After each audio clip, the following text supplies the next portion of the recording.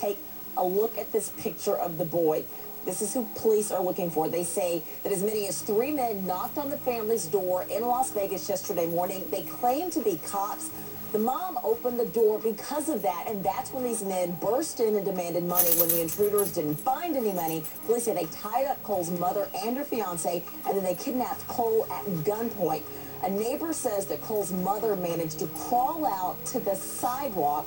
Her mouth was duct taped, her hands were tied with electrical ties. Investigators believe the family was targeted.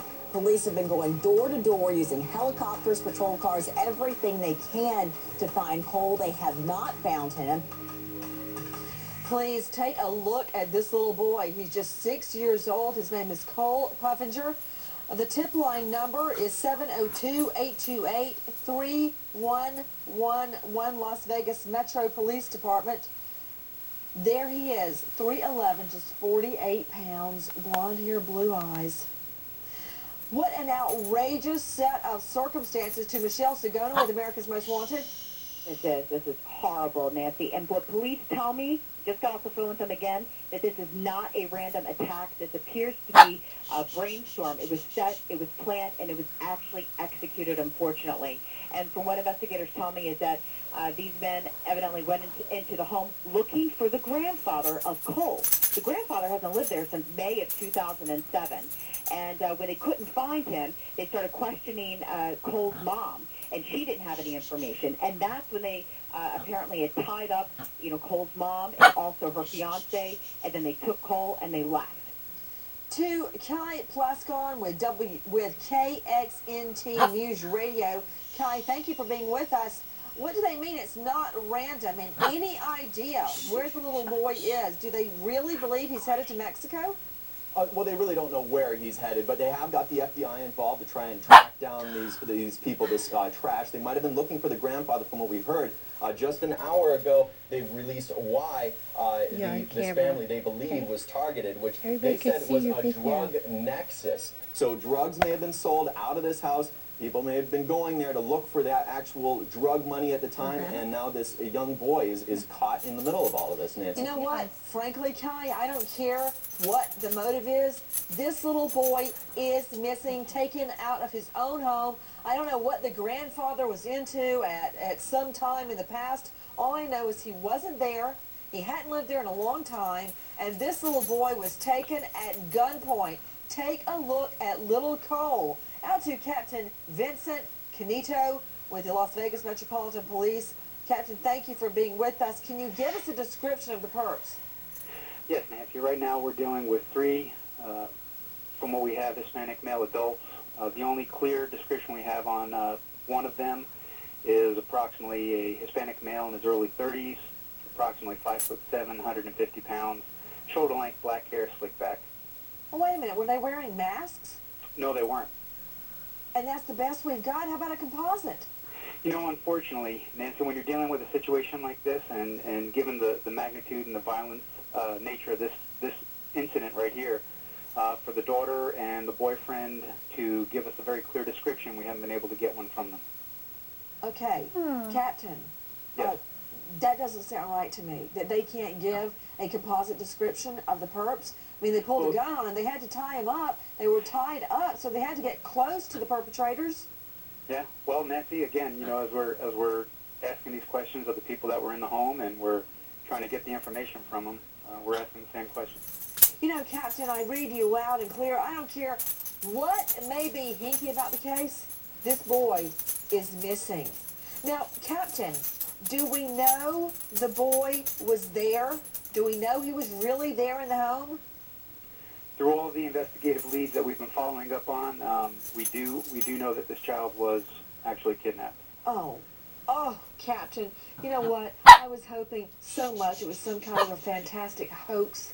Look at this little boy taken at gunpoint out of his home.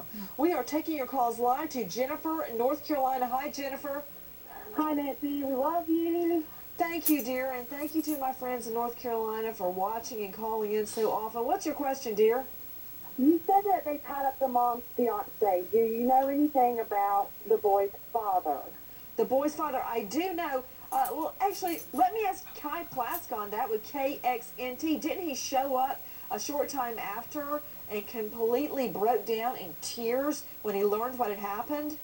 He showed up running and crying into the house. That's all we know at this point. He was divorced from his wife at the time. Cole's mother was there at the house with her fiance that went through this whole ordeal. But now the father is obviously having to deal with it himself too. So how soon after the incident did the father show up? We're not really sure at what point he showed up, but it was between now and Wednesday at 7:15 in the morning. Let me tell you that they didn't issue the Amber Alert until about noon, and this happened at 7:15 in the morning. They didn't issue the Amber Alert because they didn't really have very good description. They still don't even know what kind of car these guys are driving. They don't know even which direction they may be headed. You know, Captain Canito is with us from the Las Vegas Metropolitan Police Department. Captain, didn't anybody outside see anything? Did this actually happen at 7 a.m.? Yeah, this happened at approximately 7:23 in the morning. I'd like to get back to the Amber Alert issue. But what we did was, when we got the call initially, went out there, patrol officers, the primary responders, and then they call out the detectives. We go out, we canvass the area, we look at neighboring stores, any homes that may have video. We go and view the video to see if there's anything that would indicate the activity that we're investigating at the time. Now, this call came in at 07:23 in the morning. The first unit responded at 07:30. That was the first detective was called out and actually responded on scene at 08:09. At that time, the investigative process is taking course. We requested the Amber Alert once all the information was established and verified and the investigation was underway. At approximately 11:30 is when the Amber Alert was requested. And you have to understand, again, as was pointed out, that the vehicle, there is no vehicle description, and under normal circumstances, that's a very critical piece of information for an Amber Alert to get authorized through the state. Exactly. But there is latitude and flexibility with that based on the severity of the situation and dealing with the urgency to the child, the danger to the child or the person in question. In this case, again, this is one of those cases, it's as bad as it gets. So the states have been absolutely phenomenal with the Amber Alert. And again, to explain a little bit about that Amber Alert process, the reason it is as difficult as it is to get one of those on is because we don't want to minimize the impact that an Amber Alert has. But to address the issue of time to get that Amber Alert on, and you're looking at several hours, and that is the course of the preliminary investigation. And in very short order, with all the units that were working that case, Hey, Captain, got that Amber Alert on as quickly as possible. I just heard a statement that somehow somebody in the home at some point in the past may have been involved in drugs. What do you know?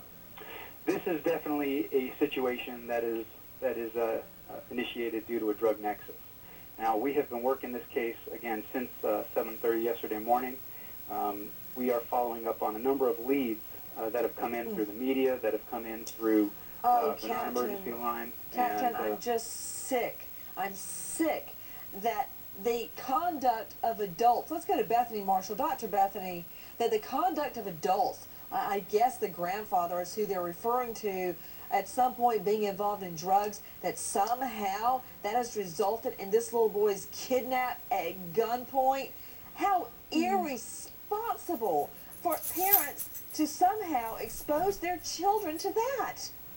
It is unconscionable that any parent would engage in any activity at all that would put their child at risk. Bethany, last Christmas, somebody came to the Christmas dinner and I smelled smoke on them. I'm like, no, sorry, get out. Nicotine affects SIDS, sudden infant death syndrome. But there's a parent that would allow a doper in the house with a child? And I'll do one worse on this. The fact that they're potentially a part of a drug cartel, according to one news report, Mexican nationals, the culture of terrorism over there, the beheadings, the rapes, the tortures, the fact that these parents, it's not just people who are smoking, they're exposing their child to that whole culture and that whole way of life. That is what is so unconscionable and irresponsible. Peter Odom, if this is true, the whole kit and caboodle need to be investigated. They've exposed this boy to anybody that's a doper. And Nancy, there are states that have criminal penalties for just exposing children to things like this.